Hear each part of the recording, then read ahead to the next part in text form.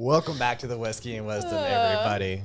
This is your co-host, Tyler Y'all, and today I am with Chris Kellum. And our special guest today is Leigh Roberts. Thank you so much for going on. And if you've noticed, we were laughing at the beginning of the intro. And I'll let Chris take it away. Go ahead, Chris. So I'm trying to give Tyler more content in general. So Leigh is not drinking because she's doing 75 hard. Yes, correct. I have had a few drinks today, so I'm just being a goofball. All right. Yeah, I'm fine. All right. I ended the night, if you didn't notice, we are at the Starling. Yes. So they do make some amazing mocktails. It's beautiful. Leigh has like their aperitivo, like an Aperol spritz, like mocktail. Yeah. And then I don't know what I'm drinking, but it's delicious. You want to try it? Looks fantastic. It's so cute. Like it looks like it'd be really good alcoholic. Nope. You're very secure. Yeah. Oh. Like super sweet. It's like a girly drink, but like I can appreciate that you're having this. Oh, you should Very see the cute. stuff we drink on a regular basis. You're like, oh, Pink it okay. up. Yeah. I've hit the point where I'm a big black guy. If you're really going to pick on me, like, let's go. Yeah. All right. People already thought I was gay for like the first 28 years I was alive. No, I didn't. That's a whole nother story. And being in jewelry, too. We were both in jewelry, just like the You fact. were? Huh? Yeah. That's how we know each other. When? My whole college career, pretty This is much. a podcast about you. Love how the tables have turned. Yeah. Tell me about this. Interesting. Interesting. But Yeah. yeah, we met 8 years ago almost. Yeah. Worked together for about 1.5 years, 2 years. And then he convinced me to make a podcast. And in that time, we have talked about you because, see, and leaning it back into your direction, we've talked about you because we were in the cargo district. Yes, And you had a studio down the street. I did. Next to one of the best restaurants. On for time? lunch. Yes. That was solid. Oh, I didn't know that either. Yeah. Well, they were just getting, renovations done kind of halfway into my occupancy of the space. So I didn't really get to enjoy too much on time. But Yeah. I was a little late to that. Right. It's all good. But in real life, so we'll start from the beginning. Tell us a little about yourself. You can start as early as you want or as late you want. I was debating what direction to take this, but because, I could totally start childhood. Yeah. Or I could just say right now. But right now, I think I'm a different person than I used to be. And I've done a lot of changing, and we can get into that in further discussion. But I am, a photographer is my occupation. Okay. I'm also an artist, and I have a son, Henry. And, I just, that's what I do. And that's kind of, my purpose, being a mother. So that's really just like the super short answer there. But who someone is, there's so much more to that. Like your identity, like when someone asks you, like, if you ask yourself, like, who am I? First thing you probably would say about yourself is your occupation, or something you would say to somebody else is your occupation. But like, who are you? There's so much that makes up a person on who they are. But, like, where do you find your identity? Do you find it in Christ, or do you find it in things, what you do? Yeah. So I like your answer to that, and that actually makes me want to take the podcast in a slightly different direction and start the first question with one that we typically have at the end. Okay. But I'm going to change it just ever so slightly. So typically we ask, what's your definition of success? And you can take that in which direction you want to, but I want to change it just ever so slightly, and especially since we're at the beginning of the year, and ask, what would you like to experience this year? What would I'm dropping things. I'm sorry. I'm a little bit of a klutz. Like I've actually walked slam into glass doors and just kept on going. Can you ask that question again? Because I just distracted myself with this No, spill. you're good. What would you like to experience this year? This year, 2025, it's going to be a big year. I just know it. Major changes are occurring in the world. What I want to experience, and I think a lot of people kind of introspect into their own bubble of like me. But I think, and I'll answer that. I've got selfish answers for sure. I've had really strange goals recently of like, starting a garden and maybe having a couple chickens in my backyard. I'm becoming that girl. Who am I? You're a millennial. Yeah, I Yeah. know. We're here. My parents We're here. have chickens, and my kids have chickens that they have over there, and they've named them and everything. So that's not too far off. Look, I mean, the apple bottom jeans and the black eyeliner and everything, everywhere we've been in the past has led us to this point. So I get it. But what I want to experience is kind of I think that a lot of people crave a fullness of life. And how do you achieve that? And most people will start with, what are they doing at home? And then they'll go out and be like, well, what are we doing with family? And then they'll expand that and say, well, what am I doing for other people? For me at home, it's, I've, something in me changed a long time, not too long ago actually, but if 5 years is a long time ago, something in me changed, or the beginning of that change, where I started to see the importance of my role as a woman and my femininity and what God has created me to be and do. And part of that is becoming a really good homemaker. And my mom is a great example of that. She is also a great example of being a breadwinner. And that's a phenomenal story. You know, Neil, she's a powerhouse, one of my heroes. She's phenomenal. But I was handed the silver spoon, and it's not their fault. And I didn't know kind of how to become who I needed to be when it comes to some of those roles, because it was never a challenge given to me. Right. So I think more of that, becoming a better homemaker and really creating peace in my home, creating a better experience for clients in my line of work. I think that client experience is one of the most important pieces of the puzzle of business. I think that's the extent of, and really just consistently making memories with the people who I care most about. So Henry, my parents, my very tiny circle of friends, Pete. I'm dating somebody. His name's Pete. If I told you what he did, I'd have to kill you. Oh. Yeah. No. Yeah. So we already know. Yeah. Yes. you already All know. right. Got it. Yeah. No, but I've got a really good circle, but it's so funny now that I have. It's weird when I look back. I have to try this. Excuse me. Oh, yeah, please. Let us know how it is. It's cute. It's cute. You like it? Yeah. I don't want to spill this, so I'm going to set this down. I had to completely level out my life when it comes to the people I chose to surround me. Like, your friends and the people you allow in your circle are so important, you know, and there's people who, like, you just love to be around, but are they good for you? Right. Do they make you a better person? Is it iron sharpening iron? You know, and some of those people you just have to kind of continue to love, but in a different way. Right. But I had to, like, start from ground zero, you know, a couple years ago. And I am now I'm so glad I did that. I didn't really do it by choice, I don't think, but it just sort of happened that way. Where I found myself, like, really needing fellowship and had none. Right. And TJ Dunn fell back into my life. I've known TJ and Matthew Ray for like 15 years. They were my youth leaders. Every time I would go to, I was at Northside, but I would go every once in a while with my best friend at the time to Rock Church, and they were youth leaders over there. So I met them, but we reconnected as friends about 4 years ago, and he introduced me to one of my best friends now, Mike Rakowski. And between, you know, reconnecting with them and getting into their circle, because they are people who really, I'm sorry, this is my first podcast. I don't know what I'm doing. They really know how to curate people around them.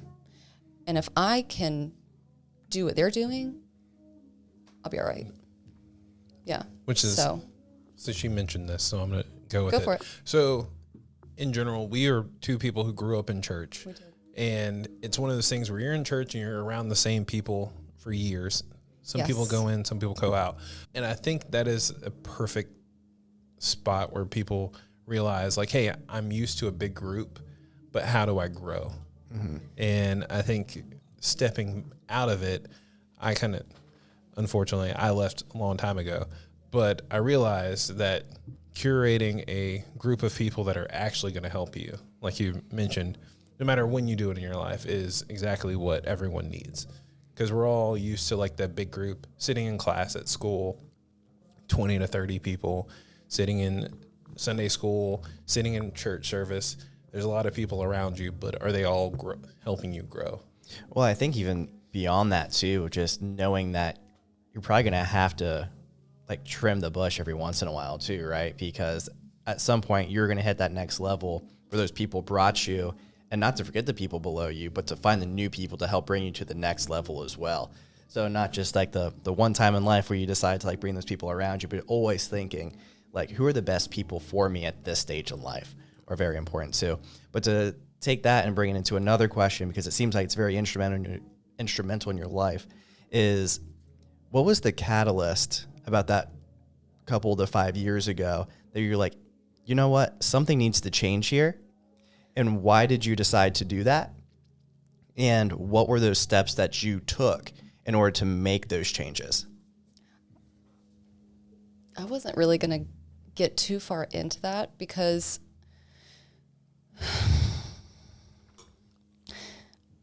I'm a very different person than who I used to be. And that occurred in two phases, actually. The first, when that first moment occurred when I had Henry.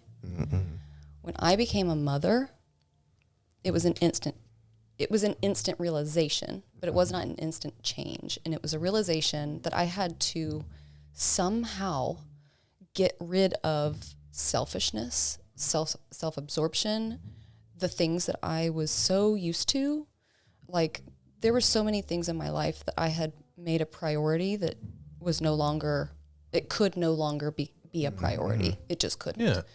And prior to having my son, I had literally never held a baby in my life.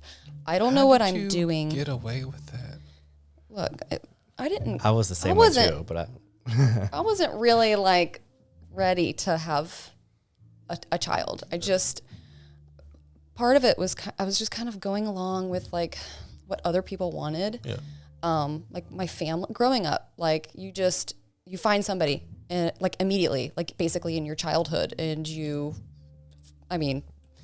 get married, and then you start a family, you buy a house, you start a family, and then I guess you die. I don't know, but like that was kind of the narrative growing up, but I had to choose to change. They say people don't change, right? They do. Yeah. You have to make that choice. And that choice was like pulling teeth. I keep moving away, I'm sorry. That choice was like pulling teeth because I realized a lot about my life that I didn't like. I didn't like myself. I didn't like where I was at in life. I was also going through postpartum rage. I was not okay.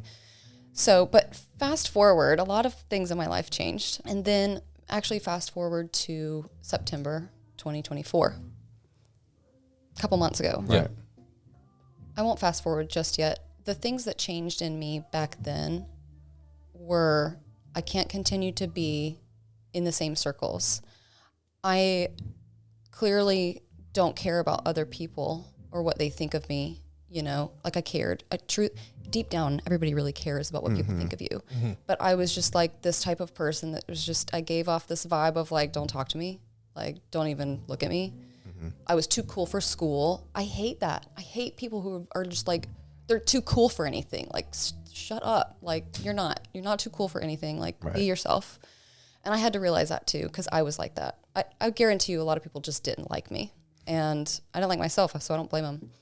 But I went through a lot and had to make a lot of apologies to family members.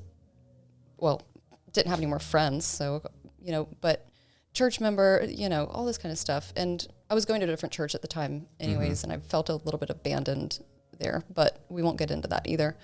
But I felt so alone and isolated during that period of time. And in that isolation, I found some silver linings. Like I had lost my business. I had lost my house. I had I had given it up. Lost is just, I don't mean to mince words, but like I chose the change. And a lot of it wasn't good choices for that change. But there's so much, see what I mean? Each train of thought I can go down is a bottomless pit of information that just makes up, who somebody is, or the journey to become like who they are. But let me gather my train of thought. But during that time, like that was really, really, really hard. Like, I mean, I would go to like these parties and like bring Tupperware and fill it with food so that I had lunch the next day. Like I had like no money, but I came from a family that like gave me everything. And I chose to forfeit all of that, not for a good reason, It was just like, and I was being irresponsible with everything I had been handed that my parents had worked for. And I can only blame myself. Like at the end of the day, like you can only blame you. I don't believe in victimhood. And that's because of like, my mother has an incredible story and I don't know if I have her permission to tell it, but the bottom line is like, I've known a lot of people who have been through hell and back, and they don't make the excuse of, well, they did that to me, so that's why I'm this way. So I don't believe in that. But no, like I made my bed and laid in it, that's for sure. But climbing out of that, fast forward to finally September of last year, all of a sudden and this gets into some health stuff, and I'll try to be quick, but I experienced like one of the most intense heart palpitation, like dizzy spells. I've never experienced anything like that. All of a sudden I'm driving to get Henry from school and I'm like, oh no, like what is this feeling? My heart, I feel like I'm having a heart attack. Like your heart my heart went from 55 beats resting to 170. Wow. Like that. And it feels like you're running a marathon. You don't know when it's going to quit. Yeah. Oh, and by the way, your lungs can't get oxygen. You can't pump oxygenated blood to the rest of your body. So my vision goes, and and I'm like, I'm not going to make it. I'm not going to make it. Like I pull over, I call Pete. I'm like, Pete, like, I need you to come help me get Henry. And he doesn't usually get Henry. I like to go get my son. Right. It's not that he can't, but I'm like, okay, it's just safer for I'm not going to put my child in jeopardy. Right. So he gets Henry and I'm like, I got to go to the ER. Yeah. I don't do stuff like that. Okay. I go to the ER. They're like, you're fine. Fast forward 2:00 in the morning, it's happening again. And I'm like, I drive myself to the ER at 2:00 in the morning that morning. So I'm there like back to back. They tell me like I'm stable and I'm fine, but something's so wrong. And I was there till about 7:30 that morning and got fluids in me. They ran some tests and I'm like, okay, I guess I'm going home. Fast forward to the beginning of November, this happens again. And in between that span of time, I'm kind of off. I still have this brain fog that like won't go away. But I had this brain fog and other symptoms where you just don't feel good, like something's so off. And as a woman dealing with it, I think it messed with like hormone imbalances and all that kind of stuff. That's crazy. That's a whole thing in itself. But it happened again in November, early November, and I'm back in the ER. But this time I'm like, oh no, like it's back with a vengeance. And I'm thinking like, I don't have my will ready. I'm staring down the barrel of like a higher morbidity rate than I thought that I had. And I'm like, why is this, what's happening to me? And, the doctors there, they had their theories, and one of them thought that I was having a thyroid storm. So I had lost a bunch of weight because of the stress of like the first one. Right. And I lost weight I didn't have. Like I'm already kind of petite, but it was getting pretty dangerous, and not by choice. Like, it was just like my body just can't, it doesn't know what is going on. Right. So I'm in the ER again. The doctor's like, I think you're having a thyroid storm. I'm like, okay. Like, my TSH was a little high. So I start, really looking into the specialists and all that kind of stuff. Because I'm like, I can't afford another ER visit. Okay, it gets really expensive. Yeah. But more than that, like, things get really, really serious in your mind and your body and your soul when your health, when you're watching your health go out the window. Mm-hmm. Like, things change. Yes. When you feel like you have a foot in the grave, right? And the mindset to that too, because everything is just like, doom and gloom, right, and panic. And I even remember I couldn't even get out of bed for several days, because everything hurt. Like, my chest just hurt, my lungs hurt. I couldn't catch a full breath. And I remember laying there, and it was actually a moment of, I found myself on my knees on the floor, face down on a floor that, like, I hadn't vacuumed in a couple days because I haven't been able to, like, do anything, like, crying out to God, like, forgive me. I've taken for granted. In that moment, I realized I took for granted my health. I'm a skinny girl who looks all right, and people would say I'm healthy. I thought I was healthy, and I just, like, did whatever I want, ate whatever I wanted. I hadn't exercised really since I played volleyball in college. Like, I just kind of ran with it, and just was like, I'm invincible. Like, I'm good. Mm-hmm. You're not. You're really not. I found myself in absolute repentance of the pride that I had. Mm-hmm. Pride comes before a fall. Mm. Okay? Yep.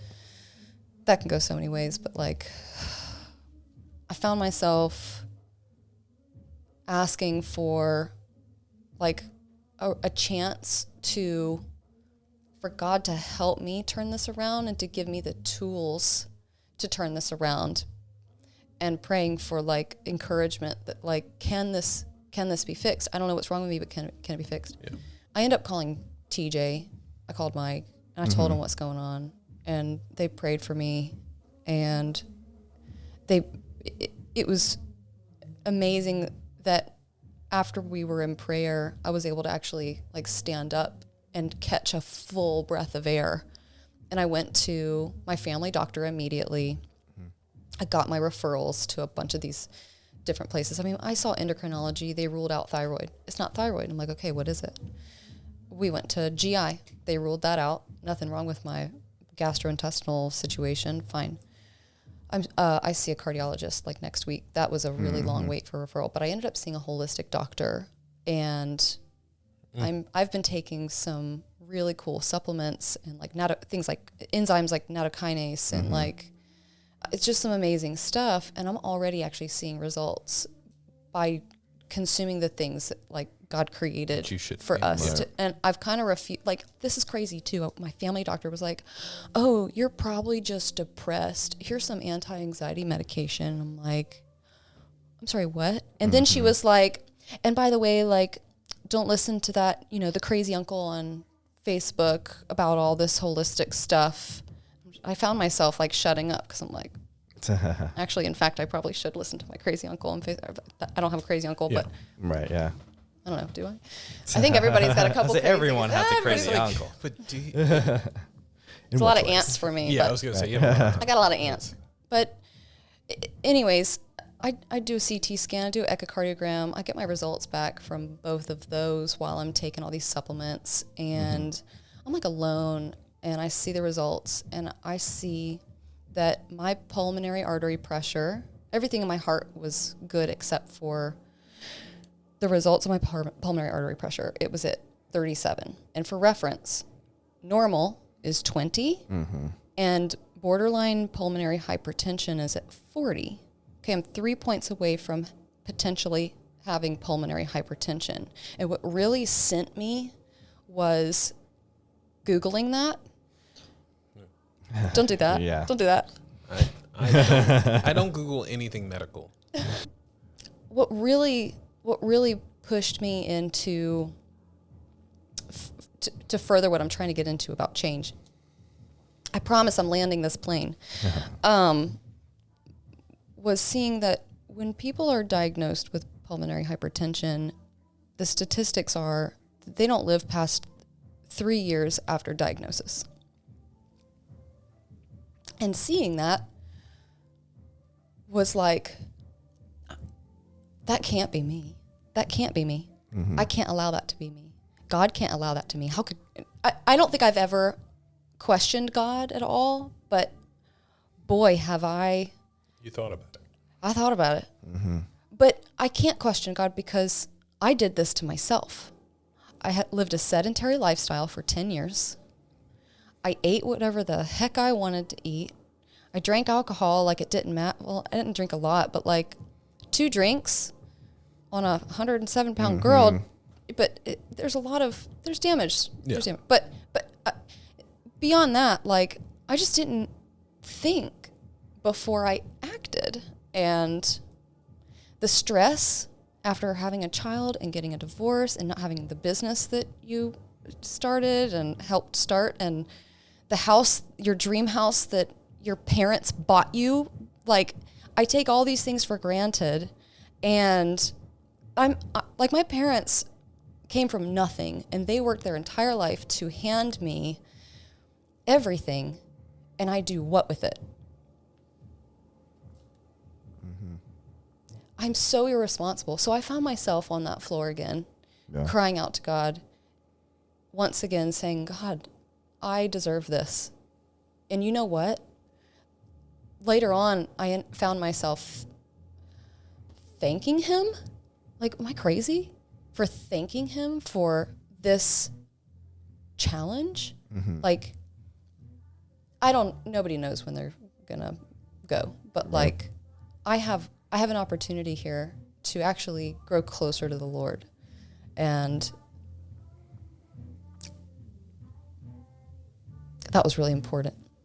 I think he's using this to help me in my mindset and how my dad said something really, really, really profound a week ago.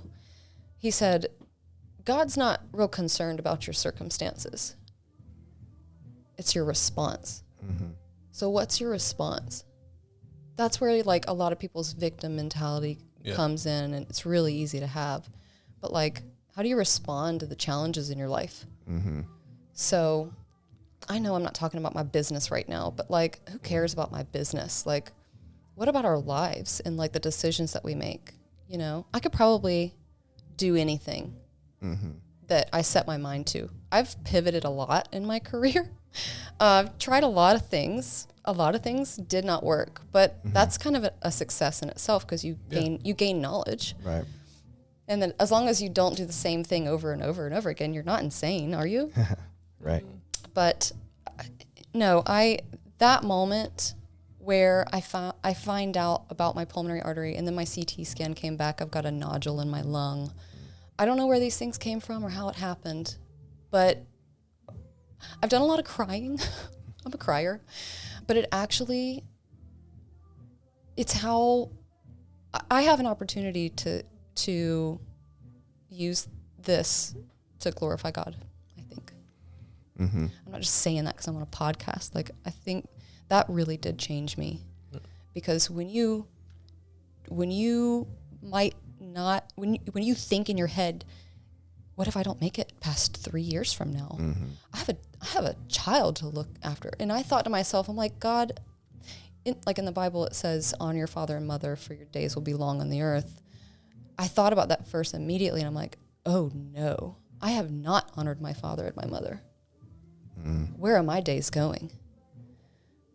But they honored theirs, and Henry's innocent. Like, I found myself asking God, will you keep me around for them and how they've honored you? You know, I think this is my chance. to do that again. So phase 1 of change occurred, in order to, I think, prepare me for more. Yeah. Or to reset, to level me out. And then phase 2 launches me into who God created me to be. Because like I said, yeah, I'm a photographer, but who am I? Mm-hmm. Do I find my identity in Christ? Because if I find my identity in Christ, I have supposedly integrity, the characteristics of God. So if all of a sudden God's like, you're not going to be a photographer anymore, you're going to go do this over here, I should still be the same person, unchanged, because I find my identity in Christ. And I can go do that with the success that God gives me, unknowing what that's going to be, and still be the same person. Since all that, have you read the book of Job? A long time ago. I read the whole Bible front to cover a long time ago. Yeah. I mean, I went to WCA. I applaud you. It was a long time ago. I have not gone It's front to back. It was a lot. We read our Bibles every day in school. I went to WCA for crying out loud. Yeah, no, I couldn't do that. It's a really cool milestone. Yeah. I applaud you. I mean, it was forced upon me. That was an interesting school. It was. And as a 31-year-old mother, looking back at when I was 19, 20, this and that, I'm like, I'm never sending my kid to a school like that. They were mean. My frontal cortex has developed. I realize the benefit of some of the really structured things like that and biblical principles that, are good for life, for anybody, believer or not. So I just bring it up because it was very similar where he had everything, supposedly God had given him everything. And then the devil was like, Job. Yeah. It was like, hey, well, well, you give him everything. No wonder he has an easy life. And then it's like, okay, fine, take it all. And then kind of the progression beyond that. So it made me think of that as well too. He was probably more righteous in that decision. I was not.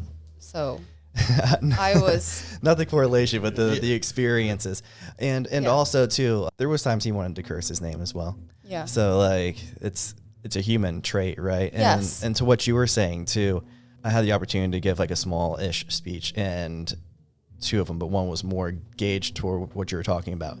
But challenge equaling change. So there is really only one way to change, right? And it's through challenge. So whether that's self-imposed or imposed upon you, is the only way to do it. Yeah, it's up to you if you're going to change it or not. Yeah. So, and to Chris's point, I applaud you for realizing that. I appreciate that. Because that's the number one biggest hurdle, is just realizing that there is something that needs to be changed and now taking the steps to do it. Well, I don't want to be prideful in that at all. I have been, trust me, I've been humbled. I have been humbled.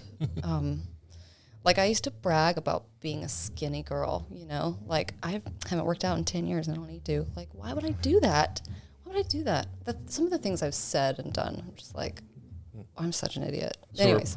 So we're pointing out, because you kind of mentioned this earlier, it's hard. There are some people who never change.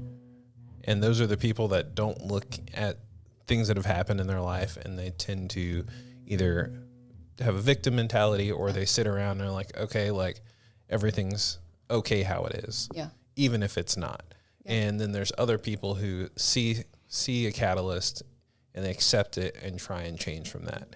And point being is that people from your past shouldn't assume that you were the same person that you were I sure previously, hope not. and that you've especially grown. I've grown a lot. Yep. I've grown a lot through a lot of things. And the people that I have surrounded myself with have helped me grow immensely. I mean, Mike, TJ, my parents, I got to give it up for my parents. They've helped me a lot. I very much value my relationship with my parents. And that's special. Not a lot of people have that kind of relationship with their parents. Have they retired yet? They finally retired. No, but the wisdom that I have, I mean, it came from the people I surrounded. Whatever wisdom I have has come from them. The stupidity, though, is that's half and half. That's half me and half the people I surrounded myself with. No, I wish it was more like 2% or skim. Right. I don't know. I like that. No, terrible. Like, are mom jokes a thing? Like, they're worse than dad jokes because they don't really make sense. Yes. Or they're like intellectual. I got it too. Yeah.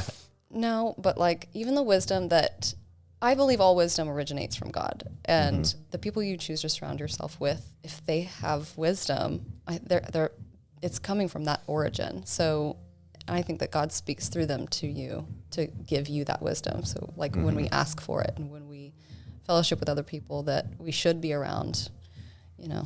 Yeah. And I think if you're around the right people, you will grow. You will. Because they're pushing you versus surrounding yourself with the wrong people. Like Tyler and I used to work together, obviously, and the growth that we've seen, even though we don't work together anymore, where I still see what Tyler's doing, and I'm like, okay, so he's doing this, I should push myself. And I see what Brittany's doing, and we're like, okay, so she's doing this. And if you surround yourself, even if you don't see each other all the time, those people are there to help push you to grow. Yeah. But if you don't make that choice, you don't see the wisdom in growing and getting better. Yeah. So. Yeah. Do you want me to ask a silly question now? Because we got real serious. I know. There's a lot of serious stuff. I was waiting for Chris's. I was so this is about time. I have all of these silly questions. All right. So. You prepared for this, didn't you? Oh, my gosh. No. I'm scared. Okay. You've known me for a long time. One thing for certain, two things for sure. I don't ever plan for anything when it comes to the podcast anyways. I planned for about 8 scenarios. Oh, yeah, no, I'm not. Is that terrible? She came on and she was like, I have these different things. I was like, it's going to go in a completely different direction. We're so good. Just don't throw it out the window. Okay, so for those who don't know, me and Leigh grew up. We grew up on like parallel highways. This is my analogy because people are like, oh yeah, we grew up together. And they're like, well, we were in the same area, but we went down totally separate paths. So like difference between I-40 and taking like college. Like it diverts in North Chase and I-40, you're going 70 miles an hour and then you're going up North College and it's like 55 and you got to stop and hit a bunch of stoplights. So you're going towards the same direction, but slowly different, totally different paths. So fun question. Yes. Where'd you play volleyball at? Well, after playing at WCA and I played like travel ball, the junior Olympic teams, I got a scholarship, a couple of offers from different places, but I ended up playing in Rochester, New York at a college called Roberts. Last name. Okay, this one. So and for I those was who like, didn't know. Yeah. I played up there. It was very going cold. to Rochester was the first mistake. Going to Rochester was my first mistake. So cold. It was very cold. But no, I'm glad I did that. And then I came home immediately. I wasn't trying to get away from home. You just wanted to play ball. I want to play some ball. Yeah. So do you still play volleyball? I'm so competitive and my skills, when you don't use it, you lose it. I get so mad at myself because I'm not as good as I used to be, so I like refuse to play. Tennis though, because I've never played tennis and I can use volleyball like skills to play tennis, I've picked up tennis. Oh, not pickleball? Not pickleball. Yeah. Tennis is more of a workout and I need that. I've recently started working out.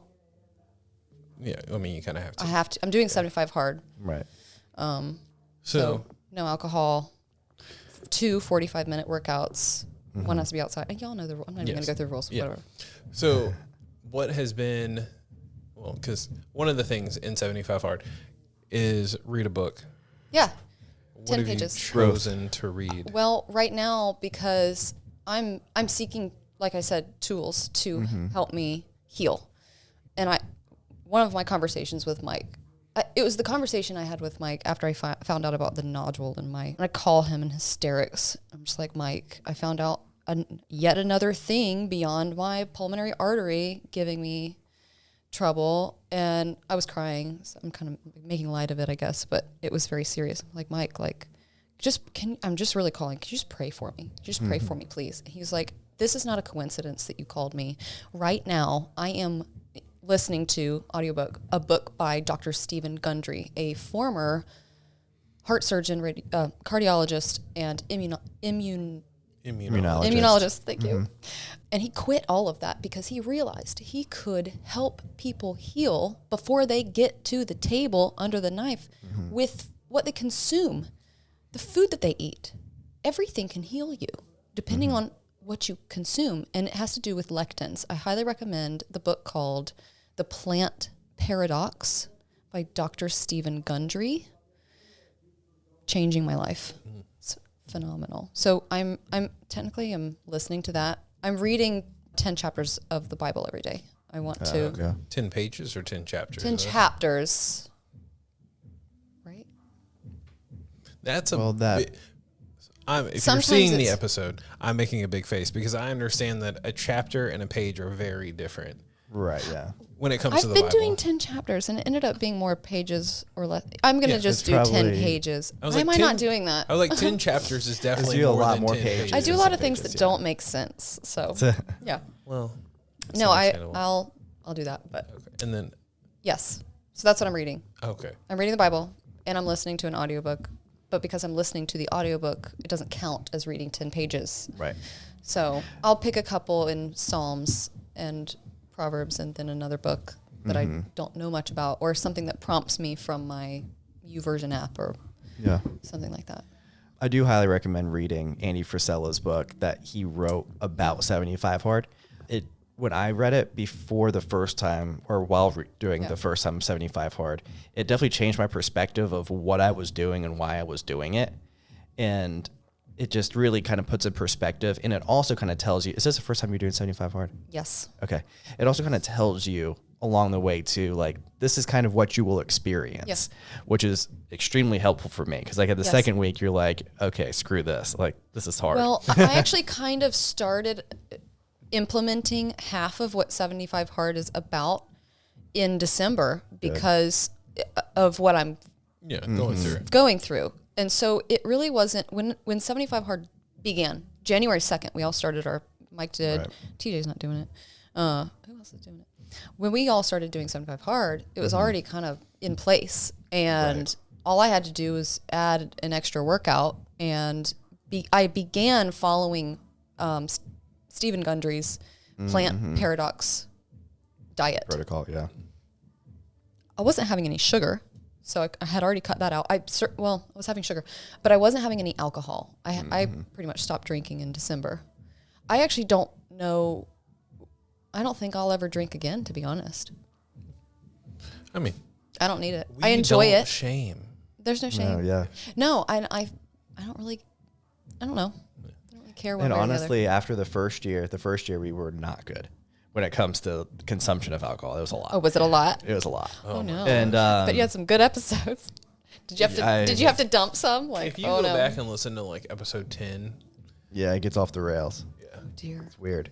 Last year we were like, we're finally tailoring this in, and then now we're like, okay, we drink on the podcast and like at some random time. So that's about it. How did we get on this train? You were talking about which train? It was his random question. That was a random question. We're talking about like church and like we've known each other for like 20 years, haven't we? Yes. So I met you back in the day. We both grew up. Back in the day. What'd you used to call me, Chris? Oh, same it. Oh yeah. That was close. That was close. What is it? Episode 10 was with Elder Emo Hours. The co-host. Let's see. The real joke. So let's hear it. Oh, I mean, even the mic fell answer over. is Lee was nicknamed Jailbait, mostly because everyone's like, Chris, you can't talk to the girl. She's way younger than you. And I'm like, well, first off, I'm not stupid. I think I was like 15, something like that. I don't know. We don't know. It doesn't matter. One, I didn't date really before 16, if my mom asks. I didn't date anybody before 16. You and some others nicknamed me Jailbait. It's just like. I did not nickname you then. Who did that? It doesn't matter. It doesn't matter. But besides the point, I just sit back and I'm like, yes, it's because she's pretty. And everyone's like, don't do it. And I'm like. That was pre-glow up, so I appreciate that. Everybody made fun of me. So that was like kind of the nicest thing ever. Yeah. It was interesting. I'll take the backhand compliment. I'll take the backhand compliment. I don't care. It was the funny thing because like I always saw her and I'm like, oh, she's cool. But because she was doing sports and went to WCA, she was like an own separate thing. because I really didn't. I did not go to WCA. That was not my vibe. I thought I was great growing up. Like, I thought I was fun. I just was unique. I was just different. Very I don't know. unique. Yes, thank you, Chris, for the commentary. No, I'm just kidding. No, I was weird. I was weird. Weird is good. Yes. Weird is good when you're that age. People should be weird. These kids these days, these middle schoolers, they're so normal, and I hate it. Oh yeah. I hate it. My wife talks about that all the time too. I was like, she was weird, like, where do these people come from? Who do they think they are? Like, but the problem is because we were weird, it allowed us to enjoy being weird, and then we look younger than we are. but kids are nicer nowadays, though. I think. No. I was just talking to a girl, and I don't know what I was. I think she had red hair. I was like, people make fun of you? They're like, no, they love it. Like, where was that when I was in school? Well, red hair is like definitely in. It's in now. Yeah, when I was in like middle school and high school, people made fun of like people with red hair. It was brutal. I didn't, but I mean, the names. That's actually why I think I did so well playing sports. Was because get your frustrations out. Well, this was really immature, but who isn't at this age, I guess. But I found that one of the only ways I could get other people to like me or to want to be around me or to talk to me or give me praise was be the absolute best at something. And so I took like volleyball. Like, I was like voted the #1 player in North Carolina in 2010 and 2011 in all the high schools. So like, I was really, really, really good. And I'm like, man, like, maybe people will respect me. Maybe people will like me. Maybe I'll finally get invited to go do the things that all the other juniors and seniors are going to do. Like, I never got invited to stuff. But everybody just wants to fit in at that age. I mean, I will say that was the time when I started like transitioning out of church. Oh. Yeah. And everyone's like, why? And I'm like, oh, I left church in its entirety, actually, 5 years ago when I went through phase 1 of change. Yeah. Mm-hmm. Which is understandable. I was upset at church. I don't think I've ever been upset at God, but I've been upset at church. Yeah. And I just this year in, I think, August, went back to church. I went to Northside. Mm-hmm. I actually really, it was weird. When I stepped in, it was like tears, just the floodgates opened. Because it's so weird when you haven't been to, I hadn't been to Northside in 8 years. Like, it's so weird when you step into the church that you spent your first 21 years of life going to, and then you step back in, and everything's different, but it's also all the same. Yes. And so, like, I think God's been softening my heart a lot. I think change can only come when your heart is soft. Yeah. And so I just started crying. I'm just like, I found myself quite hungry for the word. But growing up under Kenny's teaching, I understand his way of thinking. Yeah. Kenny Chen, pastor of Northside Church, for reference. But I really like how he teaches. It makes sense to me because I'm used to it. But it's beyond. It's not just surface level. And I've been a Christian for a long time. I haven't always acted like one, but I really like diving deep into the scriptures the way that he does that. Mm-hmm. It gives me something, Yeah. I think it's great. But no, I applaud you. You keep saying that. Well, no, in general. So here's the thing. Growing up, everyone looked at me like I was crazy. I always look at people and give everyone respect until they do something to lose that. Oh, I went on a tangent, didn't I? We're talking about growing up. Yeah. No, just in general. Like, everyone's like, oh, why'd you do this? And I'm like, I think they earn the respect until they fuck up. Yeah, I didn't have a very healthy, but I also did weird things. Like, I shaved my head twice. Yes, you did. I did the Britney, but like not the way that Britney did the Britney. Well, I didn't also have had millions of dollars. Me? Brittany. Oh, I'm like, what? No. Yeah, but Britney did the weird thing. I did it because I thought the pixie cut was really cute, and I wanted to do that. And then it wasn't so cute when growing out.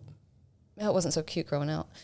That's a terrible. Oh, it's so bad. But it wasn't so cute when my calculus teacher looks over at the class, and I'm turned around, and he says, "Sir, turn around." 4 times and I'm not listening because he's saying, sir. I am no sir. And then I finally look over and he was mortified, mortified. And so was I. Because then everybody else just had another reason to make fun of me. I was so sick of being made fun of. I think that was also part of what made me turn in. Okay, everybody's responsible for their own actions, but it gave me an excuse to be someone I shouldn't be. Mm-hmm. It gave me an excuse to be mean, rude, don't talk to me, I'm cooler than you, get out of my face. And it's not okay. But it was fuel for the angst. Yep. Fuel for that fire. It was fuel for that fire. I had to give a reason for this. Yes. No. All right. So, well, actually pretty serious. Last question. Second to last question. Yes. All right. We got you. Ready? I'm ready. If you could tell your younger self one thing. Oh, God. Just one? Yeah. Oh, man. And this is how we realize when people listen to the podcast. Right. Oh. Well, no. Why? We ask this at the end of every episode. No, this was a joke because we picked on her about it before the episode. Yeah. If I could tell my younger self one thing, there's so many things. How do people choose the answer to this question? They come back multiple times. Right. I think it would be to not... like, I would want to tell my younger self...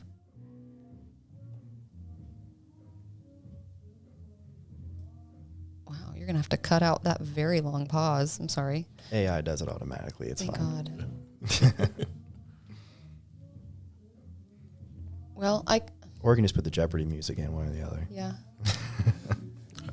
Anything that's not like actually copyright.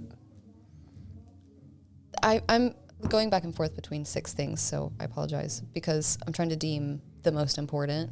But or you can just do like a rapid fire session of them. Oh my gosh, like be kind always, because the whole saying of like you never know what someone else is going through. Right. Yeah. So it's just that plays into selfishness, right? So many people are so selfish in their younger versions of themselves. So that to honor my parents because they know. They already know. And it's funny because like my dad was like, you'll understand when you become a parent. I get it now. I get it, sort of. I mean, he's only 4, but gosh, don't be so cool. Like, don't be cool. Mm-hmm. Just enjoy. Soak it in. Be a kid. I love that one. It's a good one. Yeah. We haven't had that one before. That one's good. Really? Mm-hmm. Oh. That one's good. Original. You can keep it. Yeah. Trademark. Yeah. Gosh, we didn't talk about my business at all. I'm not here to talk about business. I'm here to talk about whatever y'all want to talk about. That's fine. There's another one you should listen to. Well, another one of Chris's friends, Asia. Asia? Where'd she work? Not here. Anymore. I know Wait. in Asia. How old are you? 31. You're a little bit older than her. Okay. She went to Laney. She went to Laney. Worked at Buckle with me. You worked at Buckle? Me? Yeah. Nice. See? That's why I said most people thought I was gay for 28 years. Just check off. I wouldn't have thought that. I still wouldn't have thought that. My first job was Forever 21. What was your first job? Me? Carolina Barbecue. What was your first job? I mowed lawns for my neighborhood. Oh man, that's what I would have told my younger self was to start a business and buy Bitcoin. Yeah. I did that, and then I started a DJing company, and then someone convinced me to work at Old Navy, and I did that for like 3 months, and I was like, I'm making more money DJing, so I did that, and then I went to college, and then I did jewelry for almost 10 years. Yeah. Yep. We're fancy like that. You guys are so fancy. I bet you guys have a lot of jewelry. No. No. Well, we've collected like stuff from earning things and whatnot. Do they still do that? Mm-hmm. See? That reminds me, I Okay. need to do paperwork. Oh no. But where do you want people to follow you on social? See all Yes. your artwork, your Yes. photographies. Yeah, I'm also an artist. I do that. Back-to-back artists. Yeah. I mean, we can I split like them up. It don't matter. No, I mean, I like it. Okay. art influences my photography for sure. It always has. Like I didn't go to school for photography. I just kind of was handed a camera to second shoot a wedding, and they were like, "Here's $100." I'm like, "Sweet!" Like, Awesome. That was awesome. I miss those days. Right? $100 went a long way back then, though. It was 2014. Yeah. Yeah. I guess You could get a full week's of groceries for that. I was like, well, no, I was second shooting in like 08. So, Oh, you were? yeah. My first photography job technically was a wedding. I remember Chris is an old man. I mean, Yeah. Yeah. I forgot that you did some of that. I've done a lot of things. You've done a lot of things. When did you get married? It's a grand question. The answer is 2001. Nice. no. Have I really not seen No. you since then? Or did you just, you were just married and I just didn't know? 2021. I was like, You evaded Whoa. Whoa. You got me too. But I truly am gullible. It's so bad. No. 2001. I was 7th grade. I was like, excuse me. I was like, You're that not that doesn't make old. sense, but I'll go with it. I'll go with it. 2021. Confidence. You know what? Confidence is key. Yes. I will You've seen confidently me- walk off a cliff. Okay? Be like, I meant to do that. There's a parachute down there. Yeah. There's a Right. river. We're fine. Yeah. No, you've seen me twice. Last time was at Feast. And you Yes. were like, you want to come on the podcast? And I was like, nope. Yes. Yeah. Yeah. That was Feast. Yeah. It was a good time. Yeah. You going next year? I don't know either. So what are should. your socials? What? So what are Oh, your my socials? socials. See, I can't do this. I can't do this. She's as bad as I am. I'm really bad. I'm really bad. Leigh Roberts photo. Easy enough. That's it. Leigh Roberts photo. And then website is LeighRobertsPhoto.com. Perfect. Cool. Thank you, Leigh. You're welcome. We'll have to have you back on. There's Aw, how am I so gonna much do more to this, man? say. I know. We'll have you back on. Go down a true deep dive of your business and then go crazy. I have more nuggets of wisdom to impart to you all Yes. in my old age. I love But- that in your old age. Yes. 31. But yeah, you guys check out the episode on social medias. We're on everything and on YouTube. This episode will not be made by AI, just edited by it. But yeah, we'll catch you in the next one. Cheers. Cheers.